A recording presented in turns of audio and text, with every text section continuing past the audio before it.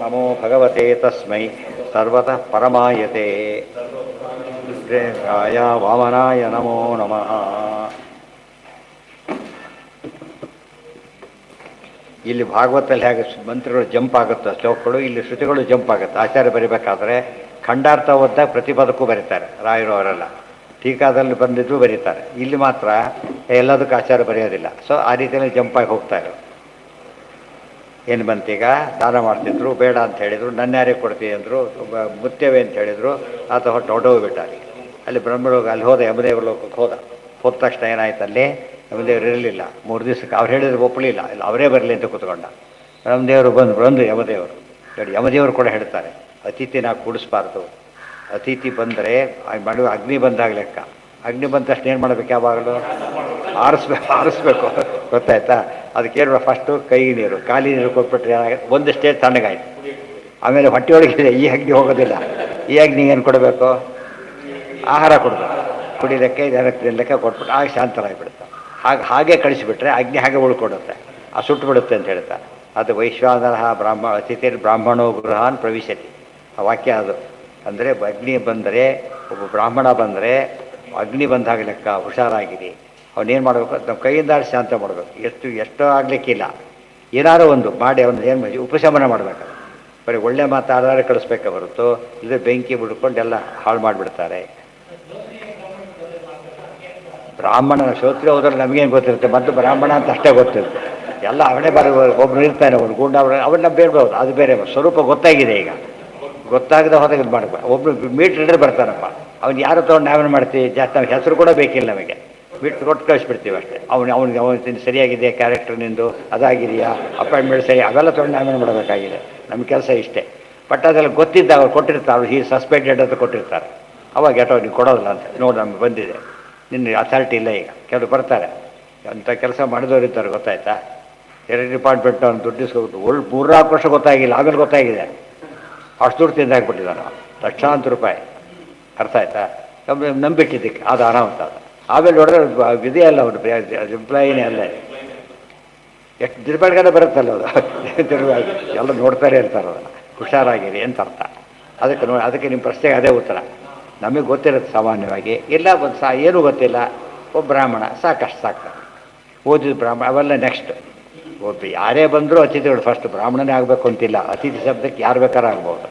ಬ್ರಾಹ್ಮಣ ಸ್ಪೆಷಲ್ ಇಷ್ಟನೇ ಹೊರತು ಅವ್ರಿಗೆ ನಾವು ಡ್ಯೂ ರೆಸ್ಪೆಕ್ಟ್ ಕೊಡಬೇಕು. ಏನೋ ಬಟ್ಟೆ ಮಾತಾಡಲಿಕ್ಕೆ ಬರೋದಿಲ್ಲ, ಅದನ್ನು ಮಾಡಿ. ಹಾಂ, ತ್ರಿಕಾಲ ಗೊತ್ತಿರಬೇಕು ಫಸ್ಟ್ ಅವ್ರಿಗೆ. ತ್ರಿಕಾಲ ಜ್ಞಾನ ಇರಬೇಕು. ತ್ರಿಕಾಲ ಭೂತ ಭವಿಷ್ಯ ವರ್ತಮಾನ ಗೊತ್ತಿದ್ದ ಸಾಲದು, ಬೆಳಗ್ಗೆ ಸಾಯಂಕಾಲ ಮಧ್ಯಾಹ್ನ ಗೊತ್ತಿರಬೇಕು ಅವ್ರಿಗೆ. ನಾದವು ಮುಂದೆ ಅಲ್ಲ ಇಂಥದ್ದು ಇದರಿಂದ ನಮಗೆ ಉತ್ತರ ಮೆಸೇಜ್ ಇರೋದು. ಗೋದಾನ ಮಾಡಿದ್ರು ಸರಿಯಾಗಿ ಮಾಡಿ ಅಂತ ಪ್ರಾಬ್ಲಮ್ ಇಲ್ಲದೆ. ಇವತ್ತೆಲ್ಲ ಎಷ್ಟೋ ಹೈಬ್ರಿಡ್ ಗೋದಾನ ಮಾಡಿಬಿಡ್ತಾರೆ. ಹೈಬ್ರಿಡ್ ಗೋದಾನ ವ್ಯಾಲಿಡ್ ಅಲ್ಲ ಅದು, ಗೊತ್ತಾಯ್ತಾ. ನಿಜವಾಗ್ಲೂ ಏನಾಗಿರ್ಬೇಕದು, ದೇಶಿ ಹಸುವೇ ಆಗಬೇಕು, ಹೊರ್ತಿದ್ದಾಗಬಾರ್ದು. ಅಲ್ಲೆಲ್ಲ ಎಂಟ್ರಿ ಪತ್ತೆ ಕೊಟ್ಟರೆ, ಗುರುದವ್ರು ಕೊಟ್ಟರೆ ನಾವು ಹೇಳಬೇಕು, ಅದು ಬೇರೆ. ತಂದೆ ಹೇಳಿದ್ನಲ್ಲ, ಆಯಿತಾ, ತಂದೆ ಹೇಳಿದ್ ನಾವು ಹಾಗೆಲ್ಲ ಕೊಡಬೇಡಿ, ಒಳ್ಳೇದು ಕೊಡಿ ಅಂತ ಹೇಳಬೇಕು. ಹೊರತು ಯಾವುದಕ್ಕೂ ಕೂಡ ಸೆಕೆಂಡ್ರಿ ನಾವು ಅವ್ರನ್ನ ತೊಗೊಳ್ಬೇಕೆ ಹೊರತು ನಾವು ಆ ಚಾಯ್ಸ್ ಕೊಡಬಾರ್ದು. ಉತ್ತಮ ಪಕ್ಷದಲ್ಲಿ ಗೋದಾನ ಮಾಡಿ, ಎಲ್ಲ ರೀತಿಯಲ್ಲಿ ಅಟ್ಟೆ ಖರ್ಚು ಮಾಡ್ತೀರಿ, ಇಷ್ಟು ಮಾಡಬೇಡಿ, ಸಾಕಾಗೆಲ್ಲ ಹೇಳಬಾರ್ದು. ಮಾಡೋದಾದ್ರೆ ಮಾಡಿಕೊಳ್ಳಿ, ಹೋಗ್ರಿ ಅಂತ ಗೈಡ್ ಮಾಡಬೇಕು ಪ್ರಾಪರ್. ಸಹೋ ಮಗನಾಗಿ ತಂದೆ ಗೈಡ್ ಮಾಡ್ತಾನೆ, ಭಾಳ ಇಂಟ್ರೆಸ್ಟಿಂಗ್ ಅಂತ. ಏನ ಯಥಾ ಅದೇ ತಪ್ಪು, ಹಾಗೆಲ್ಲ ಕೊಡಬಾರ್ದು. ಗೋದಾನ ಅಂತ ಅಷ್ಟೇ ಹಾಕಿ ಕೇಳಿದಾಗಲ್ಲ. ಇವ್ರು ಜಾತಿ ಕೊಡೋದಂತ ಗೊತ್ತವ್ರಿಗೆ ಎಲ್ಲ ಇಬ್ಬರವ್ರಿಗೆ ರೆಸ್ಪಾನ್ಸಿಬಿಲಿಟಿ ಇದೆ.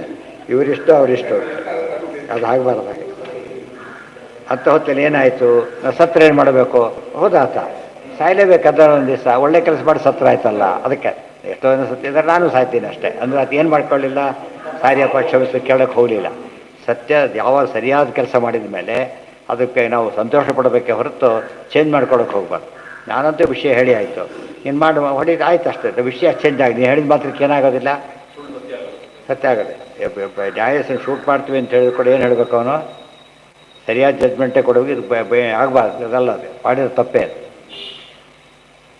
ವೈಶ್ವಾನರಃ ಪ್ರವಿಶತಿ ಅತಿಥಿ ಬ್ರಾಹ್ಮಣೋ ಗೃಹಾನ್ ತಸ್ಯೈತಾಂ ಶಾಂತಿಂ ಕುರ್ವಂತಿ ಹರ ವೈವಸ್ವತೋದಕಂ. ಯಾವುದಕ್ಕೆ ಅದು ಈ ಬರೋದಿಲ್ಲ, ಸ್ವಲ್ಪ ಮುಂದೆ ಹೋಗ್ಬೇಕು. ಅದಕ್ಕೆ ಅದು ಎಲ್ಲೇ ಪ್ರಿಂಟ್ ಮಾಡಿಸ್ಬಿಟ್ಟಿದ್ದಾರೆ, ಮುಂದೆ ಪ್ರಿಂಟ್ ಆಗಬೇಕು. ಅದು ಗೊತ್ತಾಯ್ತಾ? ಈಗ ಅಗ್ನಿ ವಿಷಯ ಬಂದೇ ಇಲ್ಲ ಇನ್ನೂ ಇಲ್ಲಿ, ಗೊತ್ತಾಯ್ತಾ? ಮುಂದೆ ಬರೋದು ಅಗ್ನಿ ವಿಷಯ, ಅಲ್ಲಿ ಪ್ರಿಂಟ್ ಆಗಬೇಕದು. ಎಲ್ಲೋ ಪ್ರಿಂಟ್ ಮಾಡಿಬಿಟ್ಟಿದ್ದಾರೆ, ತಪ್ಪಾಗಿದೆ ಅಷ್ಟೇ. ಸಜಗಾಮ ಇದು ಈಗ ಬರೋದು ಇದು. ಸಜಗಾಮ ಪ್ರಿಯಮಂ ಲೋ ಬಾಲೋ ಬ್ರಹ್ಮಚಾರಿ ಮಯಮಸ್ಯತು ಪತ್ನ್ಯಾ ಸಂಪೂಜ್ಯಮಾನೋಪಿ ಜಗ್ರಾಹಾರ್ಘ್ಯಾಧಿಕಂ ನತು ಆಗತೆ ತ್ವಯಮೇ ಪ್ರಾಹ ಯಮಂ ಸೋದಕಮಾಹರ. ಸುಮ್ಮನೆ ನೋಡಿ, ಉಪನಿಷತ್ತು ಅದು ಇಷ್ಟೇ ಇರೋದು. ವೈಶ್ವಾನರಃ ಪ್ರವಿಶತಿ ಅತಿಥಿ ಬ್ರಾಹ್ಮಣೋ ಗೃಹಾನ್ ತಸ್ಯೈತಾಂ ಶಾಂತಿಂ ಕುರ್ವಂತಿ ಹರ ವೈವಸ್ವತೋದಕಂ. ಇಲ್ಲಿ ನಡೆದಿರೋದು ಇದು ಯಮದೇವರ ಮಾತಲ್ಲ. ಇದು ಉಪನಿಷತ್ತಿನ ಪ್ರಕಾರ ನೋಡಿ ಏನು ಕಾಣಿಸುತ್ತೆ ಅಂದರೆ, ಯಮದೇವರು ಬಂದರು, ಈಕೆ ಶ್ಯಾಮಲಾದಿ ಕೇಳಿಕೊಂಡು ಬ್ರಾಹ್ಮಣ ಕಾಯ್ತಾ ಕೂತಿದ್ದಾನೆ. ಮೊದಲು ಆತನಿಂದ ಏನಾರು ಕೊಟ್ಟು ಸಮಾಧಾನ ಮಾಡಿರಿ ಅಂತ ವೈವಸ್ವತ ಪುತ್ರ ಯಮ ನೀರು ಕೊಟ್ಟು ಸಮಾಧಾನ ಮಾಡಿ ಅಂತ ಹೆಂಡತಿ ಹೇಳಿದ ಮಾತಿದ್ದು. ಕಾಂಟೆಸ್ಟ್ ಗೊತ್ತಾಗ ಫುಲ್ ಕಾಂಟೆಸ್ಟ್ ಕೊಟ್ಬಿಡ್ತಾರೆ ಆಚಾರ್ಯರು. ಈತ ಹೋದ, ಅಲ್ಲ ನೀವು ಕೊಡ್ರಿ ಅಂತ ಹೇಳಿಲ್ಲ, ತಾನೇ ಕೊಡ್ಬೋದಾಗಿತ್ತಲ್ಲ ಅಂದರೆ ಉತ್ತರ ಈಗ ಒಪ್ಕೊಳ್ಳಿಲ್ಲ ಅಂತ. ಜಗಾಮ ಯಮಂ ಬಾಲೋ ಸಜಗಾಮ ಯಮಂ ಬಾಲೋ ಬ್ರಹ್ಮಚಾರಿ ಯಮಸ್ಯತು ಪತ್ನ್ಯಾ ಸಂಪೂಜ್ಯಮಾನೋಪಿ. ಎಷ್ಟು ಕೇಳ್ಕೊಂಡ್ರು ತಗೊಳ್ಳಿಲ್ಲ. ನಾ ಜಗ್ರಾಹ ಅರ್ಘ್ಯಾಧಿಕಂ ನಸು, ಅರ್ಘ್ಯ ಅಪಾದ್ಯ ಏನು ಸ್ವೀಕಾರ ಮಾಡಲೇ ಇಲ್ಲ, ಅವರೇ ಬರಬೇಕು ಅಂತ ಕೂತ್ಕೊಂಡ. ಆಗತೇತು ಯಮೇ ಪ್ರಾಹ, ಆಗ ಯಮ ಬಂದಾಗ ತಹೆ ಅಂತ ಕೇಳಿಕೊಂಡು ಯಮಂ ಸಾ ಉದಕ ಸಾ ಸೋದಕಮಲ್ಲ ಯಮಂ ಸಾ ಪ್ರಾಹ. ಸಾ ಅಂದರೆ ಯಾರು? ಹೆಂಡತಿ ಶ್ಯಾಮಲಾದೇವಿ ಹೇಳಿದರು. ಉದಕ ಮಹ ನೀರು ಕೊಡಿ ಅಂತ ಕೇಳ್ಕೊಂಡ್ಲಾಕಿ. ಮುಂದೆ ಆಶಾ ಪ್ರತೀಕ್ಷೆ ಸಂಗತಂ ಸೌನೃತಾಂಚ ಇಷ್ಟಾಪೂರ್ತೆ ಪುತ್ರಪಂಶ್ಚ ಸರ್ವಾನ್ ಏತದ್ ಬಿಟ್ಟೋಗ್ಬಿಟ್ಟಿದೆ. ಏತದೃಂಕ್ತೆ ಪುರುಷ ಅದು ಸ್ವಲ್ಪ ಅಲ್ಪಮೇಧಸೋ ಯಶ್ಯಾನಸ್ತ್ಯನ್ವಸತಿ ಬ್ರಾಹ್ಮಣೋ ಗೃಹೆ. ಉಪನಿಷತ್ತಿನ ಮಾತಿದು. ಯಾರ ಮನೆಗೆ ಬಂದಾಗ ಬ್ರಾಹ್ಮಣನಿಗೆ ಇದು ಕೊಡೋದಿಲ್ವೋ ಆ ಬ್ರಾಹ್ಮಣ ಏನು ಮಾಡ್ತಾನೆ? ಇಷ್ಟನ್ನು ಹಾಳು ಮಾಡ್ತಾನೆ ನಮ್ಮ ಮನೆಯಲ್ಲಿ ಅಂತ ಹೇಳ್ತಾನೆ. ನಮ್ಮ ಮನೆಗೆ ಎಷ್ಟು ಅನರ್ಥ ಆಗುತ್ತೆ ಆಮೇಲೆ ಅಂದರೆ, ಆಶಾ ಪ್ರತೀಕ್ಷೆ ಸಂಗತಂ ಸೂನೃತಾಂಚ ಇಷ್ಟಾಪೂರ್ತೆ ಪುತ್ರ ಪಶುಂಚ ಸರ್ವಾನ್. ಗೊತ್ತಾಯ್ತಾ? ಏತದ್ದು ಇಷ್ಟು ಹಾಳಾಗೋಗುತ್ತೆ. ಒಬ್ಬ ಬ್ರಾಹ್ಮಣಿಗೆ ನಾವು ಅವಮಾನ ಮಾಡಿದರೆ ಎಷ್ಟು ತೊಂದರೆ ಆಗುತ್ತೆ ಅಂತ ಹೇಳ್ತಾರೆ. ಸರಿಯಾಗಿ ಅರ್ಥ ಮಾಡಿಕೊಂಡ್ರೆ ಎಷ್ಟು. ಇದಕ್ಕೆ ಅತಿಥಿ ದೇವೋ ಶಬ್ದಕ್ಕೆ ಎಕ್ಸ್ಪ್ಲೇಷನ್ ಇದೆ. ಅತಿಥಿನ ಸರಿಯಾಗಿ ನೋಡ್ಕೊಳ್ದು ಹೋದ್ರೆ ಏನೇನಾಗುತ್ತೆ ಅಂತ ಹೇಳ್ತಾರೆ. ಅವನು ಲೇಟ್ ಬಿಡನ್ನು ತೆಗೆದಿಲ್ಲ, ನೀವು ಬರ್ಕೊಂಡಲ್ಲ ಹಾಕೊಂಡು ನಾಟ್ ಅಲೋ ಮಾಡಲಿಲ್ಲ ಅಂತೇಳಿ ಆ್ಯಕ್ಷನ್ ತೊಗೋತಾರೆ. ಕಟ್ ಮಾಡಿಬಿಡೋದೆಲ್ಲ ಬಂದುಬಿಟ್ಟು. ಇದು ಅದು ನಮ್ಮ ಪವರ್ ಇದೆ. ಆ ಕಾಲಕ್ಕೆ ಅತಿಥಿಯಲ್ಲಿ ದೇವರೊಂದು ಸನ್ನಿಧಾನ ಇಟ್ಟಿರ್ತಾರೆ. ಅದಕ್ಕೆ ಆಶಾ ಪ್ರತೀಕ್ಷಾ, ಆಶಯ ನಮ್ಮ ಆಸೆಗಳೆಲ್ಲ ಹೋಗುತ್ತೆ, ಅಂದ್ಕೊಂಡಿದ್ದಾಗೋದೇ ಇಲ್ಲ. ಸಂಗತ ವಿರೋಧೆಲ್ಲ ಬಿಟ್ಟು ಹೋಗುತ್ತೆ, ಒಳ್ಳೆಯದೆಲ್ಲ ತಪ್ಪಿ ಹೋಗುತ್ತೆ. ಇಷ್ಟಾಪೂರ್ತ ಈಗ ಕೆರೆ ಬಾವಿ ಕಟ್ಟಿಸಿದ ಪುಣ್ಯ ಎಲ್ಲ ಹೋಗಿಬಿಡುತ್ತೆ. ಪುತ್ರ ಪಶುಂಶ ಸರ್ವಾನ್, ಮಕ್ಕಳು ಪಶು ಗಾಣು ಕೆರೆ ಕಾರು ಗೀರು ಎಲ್ಲ ಹೋಗ್ಬಿಡುತ್ತೆ ಅಂತ. ವೆಹಿಕಲ್ಸ್ ಎಲ್ಲ ನಾಶ ಆಗಿಬಿಡುತ್ತೆ. ಬೆಂಕಿ ಎತ್ತಿರ್ಬೋದು, ಇನ್ನೇ ಸುಡಬೇಕು ಬೆಂಕಿ ಮೇಲಿದೆಯಾ ಬೇರೆ ಸುಡುತ್ತೆ.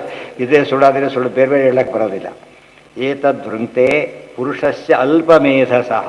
ಇವನು ದಡ್ಡ, ಇವನು ಯಾರೋ ಅವಮಾನ ಮಾಡಿದವನು ದಡ್ಡ ಅವನು. ಯಸ್ಯ ಅನಸ್ನ್ಯನ್ ವಸತಿ ಬ್ರಾಹ್ಮಣೋ ಗೃಹೆ. ಯಾರ ಮನೆಯಲ್ಲಿ ಬ್ರಾಹ್ಮಣ ಆಹಾರ ಸ್ವೀಕಾರ ಮಾಡೋದಿಲ್ಲ. ಈ ಮಾತಿಗೆ ಎಷ್ಟು ಅರ್ಥ ಇದೆ ಗೊತ್ತಾ? ಸರಿಯಾಗಿ ಯೋಚನೆ ಮಾಡಿದರೆ, ಇವನು ಮಾಡಲಿಲ್ಲ ಹಾಳಾಗಿ ಹೋಗ್ತಾನೆ, ಇವನು ಮಾಡಿದ ಅವನು ತಗೊಳ್ಳಿಲ್ಲ, ಗೊತ್ತಾಯ್ತಾ? ಅವಾಗಲೂ ಕೂಡ ಏನಾಗ್ತಾನೆ? ಯಾರು ಹಾಳಾಗ್ತಾನೆ? ತೊಗೊಂಡಲ್ಲ, ಇವನೇ ಹಾಳಾಗ್ತಾನೆ. ಇವನು ಕೊಟ್ಟ ತಗೊಳ್ಳಿಲ್ಲ. ಯಾಕೆ ತಗೊಳ್ಳಿಲ್ಲ ಅವನು? ಸರಿಯಾದಿದ್ದು ಬೆಳ್ಳುಳ್ಳಿ ಕೊಟ್ಬಿಟ್ಟ, ಏನು ಮಾಡ್ತಾನೆ? ಆ ಥರ ಆಯಿತು. ಅದು ಬಿಸಾಕಿದ, ತೊಗೊಂಡೋಗ್ರಿ ಅಂತೇಳಿ. ತೊಗೊಳ್ಳಿಲ್ಲ. ದುರ್ಯೋಧನ ಹಾಗೆ ಮಾಡಿದ್ದು. ಅದಕ್ಕೆ ದೇವರು ತೊಗೊಳ್ಳಿಲ್ಲ. ಅವಾಗ ಏನು ಇಷ್ಟ ಆಗುತ್ತೆ, ಒಂದು ತಿಂಗಳಲ್ಲಿ ಎಲ್ಲ ಕಳ್ಕೊಂಡ್ಬಿಟ್ಟು. ಕೃಷ್ಣ ತೊಗೊಳ್ಳದೆ ಹೋದ, ಇದಿಷ್ಟು ಆಯಿತು ಆ್ಯಕ್ಚುಲಿ. ಇದು ಅರ್ಥ ಮಾಡ್ಕೊಂಡ್ಬಿಟ್ರೆ ಇದು ದುರ್ಯೋಧನ ಕೇಸನ್ನು ಕ್ಲಿಯರಾಗಿ ಹೇಳ್ತಾ ಇತ್ತು. ಏನೇನು ಅಂದ್ಕೊಂಡಿದ್ದಾರೆ, ಪುತ್ರ ಪಶು ಏನೇನೋ ಉಳ್ಕೊಳ್ಳಿಲ್ಲ ಅವನ ಹತ್ರ. ಕೊನೆಗೆ ಅವನೇ ಹೇಳ್ಕೊತಾನೆ. ಅಷ್ಟು ಅವನು ಮೊದಲೇ ಹಾಗೆ ಹಾರಾಡಿದ್ದ. ಧರ್ಮ ಯುದ್ಧಕ್ಕೆ ಕರೆದ, ಬರಲಿಲ್ಲ. ಕೊನೆಗೆ ಬಂದಾಗ ಏನು ನಾನು ಯುದ್ಧಕ್ಕೆ ಕರೀತಿದ್ದೀರ ನೀವೀಗ? ನಿಮ್ಗೆ ಅಷ್ಟು ಗೊತ್ತಾಗಬಾರ್ದೆ? ನಾನು ಏನಿದೆ ನೋಡಿ ಈಗ, ಇದ್ರ ಜೋರಾಗಿ ಹೇಳಿ ಬರಲತ್ತೆ. ಇದನ್ನಾರು ಏನು ಹೇಳಬೇಕಾಗಿತ್ತು ಅವನು? ಹಂಬಲಿಲ್ಲ. ನೋಡಿ ಏನಿದೆ ನನ್ನ ಹತ್ರ ಈಗ? ಬರೀ ಏನೇನೂ ಇಲ್ಲ. ಗದೆ ಬಿಟ್ಟು ಯಾವ ಥರದ್ದು ಇಲ್ಲ. ನಾನು ಯುದ್ಧ ಮಾಡ್ತೀರಾ ನೀವೀಗ? ಸುಮ್ಮನೆ ಹೋಗ್ಬಿಡಿ, ನಾನು ಬರೋದು ನಾನು ಯುದ್ಧ ಬಿಟ್ಬಿಟ್ಟಿದ್ದೀನಿ ನಾನೀಗ, ಹೋಗ್ಬಿಡಿ, ತೊಗೊಂಡೋಗ್ಬಿಡಿ. ಗೊತ್ತೆ ಅದು ಎಷ್ಟು ಸೊಕ್ಕರಿದೆ ಅಷ್ಟು ಮಾತಾಡ್ತಾನೆ. ಅಂದರೆ ಕೃಷ್ಣ ಹೇಳಿರ್ತಾನೆ, ನೆನ್ಪಿಟ್ಕೋ, ನೀನು ಎಲ್ಲ ಕಳ್ಕೊತಿ ಅಂತ ಹೇಳಿರ್ತಾರೆ, ಎಲ್ಲ ಜ್ಞಾಪಕ ಆಗುತ್ತೆ. ಕೃಷ್ಣ ಅಲ್ಲೇ ಇರ್ತಾರೆ. ಅವ್ನು ಜೋರು ಮಾಡಿದ ಆಗಾಗಲೇ ಕೊಡೋದಿಲ್ಲ ಅಂತ ಹೇಳಿದ್ನಲ್ಲ, ಎಲ್ಲ ಹೋಗ್ತದೆ ಹುಷಾರು ಅಂತ ಹೇಳಿದ್ದ. ಅವನ ಬಾಯಲ್ಲೇ ಬರುತ್ತೆ ಅದಿಷ್ಟು ಕೂಡ, ನನಗೇನೂ ಇಲ್ಲ ಈಗ. ಹಾಗೆ ಹೇಳ್ತೆ, ಯೋಚನೆ ಮಾಡಬೇಡ, ಎಲ್ಲ ನಾವು ಕೊಡ್ತೀವಿ ಆಯಿತಾ, ಈಗ ಅರ್ಥ ಕವಚ ಎಲ್ಲ ಕೊಡ್ತೀವಿ, ಏನು ಯೋಚನೆ ಮಾಡಬೇಡ. ಇವತ್ತು ಎಲ್ಲ ಚಿತ್ರ ಮಾಡ ಒಬ್ಬನೇ ಅಂತ ಹೇಳಿದೆ, ಒಬ್ಬನಿಗೆ ಯುದ್ಧ ಮಾಡು, ಇಷ್ಟು ಚಾಯಿಸ್ಕೊಡು.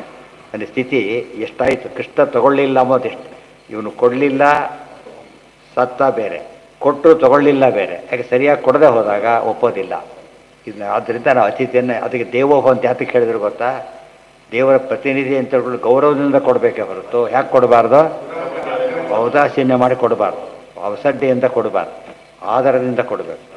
ಇವೆಲ್ಲ ತಿಳ್ಕೊಳ್ಳೋಕೆ ಇದು ಬೇಕು.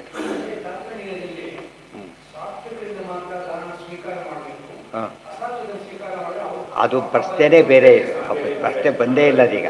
ಅವನ ಮನೆಗೆ ಬಂದಿದ್ದಾನೆ, ಒಬ್ಬ ಅತಿಥಿ ಬಂದಿದ್ದಾನೆ, ಗೊತ್ತಾಯ್ತಾ? ಇವನ ಕರ್ತವ್ಯ ಏನಪ್ಪ ಅಂದರೆ ತನ್ನ ಕೈಯಿಂದಾದ ಕೊಡು, ಅಸಂಖ್ಯ ಕೊಡಿ ಅಂತ ಹೇಳೋದಿಲ್ಲ, ಕೈಯಿಂದಾದದ್ದು ಕೊಡಬೇಕು ಅಷ್ಟೇ ಫಸ್ಟ್. ಅದು ಅವನು ಕೂಡ ಅಷ್ಟೇ, ಎಲ್ಲ ನಿರೀಕ್ಷೆ ಮಾಡಬಾರ್ದು. ಅವ್ನು ನೋಡಿ ಇಷ್ಟು ಸಾಕು, ನೀವು ಪಾಪ ನೀವು ಭಾರಿ ಮಾಡಿದ್ದೀರಿ, ನೋಡಿದಾಗ ನಮಗೆ ಇದು ಅನಿಸುತ್ತೆ, ನಾನೇ ತೊಂದರೆ ಕೊಟ್ಬಿಟ್ಟೆ ಆ ಥರ ಮಾತಾಡ್ತಾ, ಆ ಥರ ಮಾಡಿ ಎಲ್ಲ ಕೇಳೋದಕ್ಕೆ ಬಂದಿಲ್ಲ. ಅಯೋಗ್ಯರ ಮನೆಗೆ ಹೋಗಿದ್ದೆ, ಅವನ ಯೋಗ್ಯ ಅಂತ ಗೊತ್ತಿಲ್ಲ ಪಾಪ, ಅವನು ಬಂದಿದ್ದಾನೆ ಅಷ್ಟೇ. ಅವಾಗ ಗೊತ್ತಾದರೆ ಮಾತ್ರ ಹೋಗಲೇಬಾರ್ದು. ಅದಕ್ಕೆ ಕೃಷ್ಣ ಸರ್ವಜ್ಞನ ಆದ್ದರಿಂದ ನೀನು ತೊಗೊಳೋದಿಲ್ಲ ಅಂತ ಉಳಿದವರ ಹೇಳೋಕ್ಕೆ ಬರೋದಿಲ್ಲ. ಯಾಕೆಂದರೆ ನಾವು ಬಂದಾಗಿದೆ ಈಗ, ಅದು ಏನು ಬೇರೆ ಯೋಚನೆ ಮಾಡಬೇಕು. ಸ್ವರೂಪ ಗೊತ್ತಿದ್ದಾಗ ಮಾತ್ರ ಬೇಕಿಲ್ಲ ಅಂತ. ಕೃಷ್ಣ ಯಾಕೆ ಹೋಗ್ಬೇಕಾಗಿತ್ತು ಮತ್ತೆ ಅಂದರೆ ಏನೋ ಕೃಷ್ಣ ತೊಗೋತಿದ್ದೋ ಏನೋ ಅಂತಲ್ಲ, ಅವ್ನು ಕೊಡೋದಿಲ್ಲ ಅಂತಲೂ ಜಗತ್ತಿಗೆ ಗೊತ್ತಾಗಬೇಕು, ನಾನು ತೊಗೊಳೋದಿಲ್ಲ ಅಂತ ಜಗತ್ತಿಗೆ ಗೊತ್ತಾಗಬೇಕು ಅಂತ ಹೋದ. ದೇರ್ಫೋರ್ ನಾವು ನೈವೇದ್ಯ ಮಾಡಬೇಕಾದ್ರೆ ದುರ್ಯೋಧನ ಮಾಡಿದಂತೆ ಮಾಡಿದರೆ ತೊಗೊಳೋದಿಲ್ಲ. ಹೇಗೆ ಮಾಡಬೇಕು? ವಿದುರ ಮಾಡಿದೆ ಮಾಡಬೇಕೆ ಹೊರತು ಇದು ಮಾಡಿದೆ ಮಾಡಬಾರ್ದು. ಇದ್ರ ವಿದೂರರಾಗಿಬಿಡ್ತಾರೆ, ದೂರ ಹೋಗಿಬಿಡ್ತಾರೆ, ಅವತ್ತು ಹತ್ರ ಇರೋದೇ ಇಲ್ಲ. ಇವೆಲ್ಲ ಒಂದು ಕಡೆ ಬಂದು ಮತ್ತೆ ಒಂದು ಕಡೆ ಶುರುವಾಗುತ್ತೆ. ಒಂದೆಲ್ಲ ಇಂಟರ್ಲಿಂಕ್ ಇವೆಲ್ಲ. ಇದು ಥಿಯರಿ, ಅದೆಲ್ಲ ಎಕ್ಸಾಂಪಲ್. ಅದಕ್ಕೆ ವೇದಾರ್ಥ ಇತಿಹಾಸ ಪುರಾಣಗಳನ್ನು ಓದಿದ್ರೆ ಏನು ಬರುತ್ತೋ ಅದಿಷ್ಟು ಕೂಡ ನಮಗೆ ಎಲ್ಲ ವೇದ ಓದಿದ ಪುಣ್ಯ ಭಾರತ ಓದಿದ್ರೆ ಬರುತ್ತೆ. ಇದಕ್ಕೆಲ್ಲ ಎಕ್ಸಾಂಪಲ್. ಹೇಳೋರು ಏನು ಮಾಡ್ಬೇಕು, ಅದೆಲ್ಲ ಸೇರಿಸ್ಬೇಕಾದ್ರೆ ಅವು ಓದೋರ ಕೆಲಸ. ಅದು ಮೇಷ್ಟ್ರು ಸೇರಿಸೋ ಪಾಪ ವಿದ್ಯಾರ್ಥಿಗಳು ಬಂದರೆ ಓದ್ಲಿಕ್ಕೋಸ್ಕರ, ಅವ್ರಿಗೆ ಸಾಧ್ಯ ಇಲ್ಲ. ಯಾರು ಮಾಡ್ಬೇಕು ಅದನ್ನು? ಅವ್ರು ಹೇಳಬೇಕು. ಅಲ್ಲಿಗೆ ನಾಳೆ ದಿವಸ ಮುಂದೇನಾಗುತ್ತೆ ಅಂತ ಗೊತ್ತಾಗುತ್ತೆ. ಅದಿಷ್ಟು ತುಂಬ ವಿಷಯಗಳು ಅಲ್ಲಿ ಒಂದೊಂದು ಭಾಗ ಅಷ್ಟೇ ಅಲ್ಲ, ಒಂದೊಂದು ವರ್ಡ್ ತೊಗೊಂಡ್ರು ಕೂಡ, ಒಂದು ಶ್ಲೋಕ ತೊಗೊಂಡ್ರು ಮೆಸೇಜ್ ಇರುತ್ತೆ.